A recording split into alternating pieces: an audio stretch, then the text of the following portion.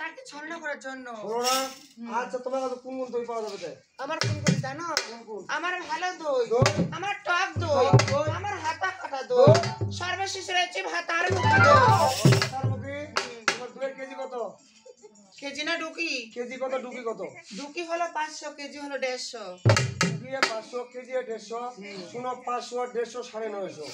এ পাড়ার লোক কেউ খাবে না ওই দাম দিয়ে। কম্পিউটার হিসাব। ওই সামনে শ্রীকল বাজার আছে না, আছে বসুমতী, ওখানে যাও মশলা লাগা, তোমার দই বিক্রি হবে।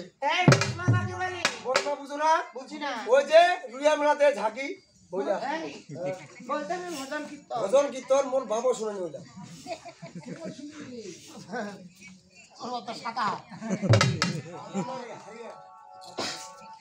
ওরে কষ্ট দিলে সয় না যত, ওরে কাঁদাইলে মনের মতো।